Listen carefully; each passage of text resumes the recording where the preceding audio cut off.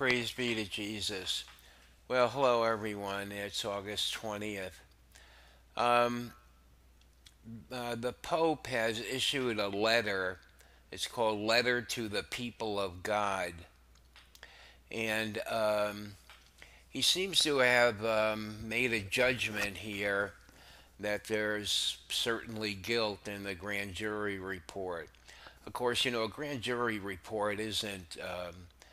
It's a grand jury is put together to get together evidence and to see if there are grounds for charges to be made. And, after that, if there are, then there'll be court. Um, so he seems to have already made this judgment that there's guilt involved here. I mean, I think we can assume that, but, that's the first thing. The next thing is I was struggling with what he was saying. What he's doing in the letter is um, calling for acts of prayer and fasting in penance for such atrocities. Now he's calling us the laity and the church, all of the church. And at first I thought, well, this is a good thing. We should do this. And then it suddenly occurred to me that, well, how can you do this if there's no admission of guilt on the, supposedly guilty parties? And this sort of struck me as an odd thing. It's sort of like putting the cart before the horse.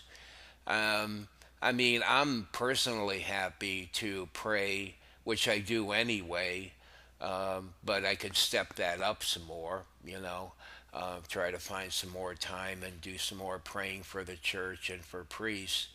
Um, but it just seems like such an odd way of going about it.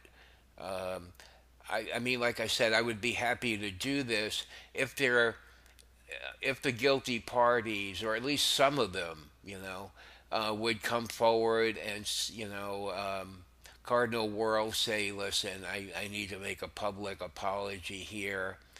I was involved with, not only sin, but breaking the law, and I'm sorry. And then would come the prayer and the fasting for him.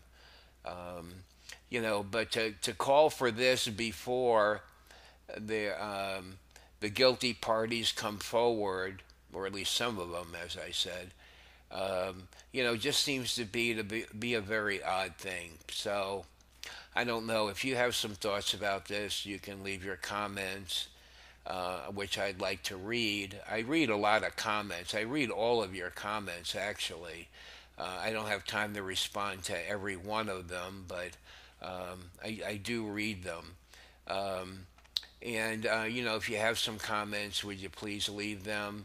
And in the description box, I'm going to put down a couple of links. One is to an article in the Catholic Herald about this, which has some excerpts, which you might want to read that. And also the full text of the letter, which is really rather lengthy. This is really quite a long letter he's written here. Um, and if you're interested in reading the letter, that'll be in the description box also. So enjoy your day, and we'll talk to you later.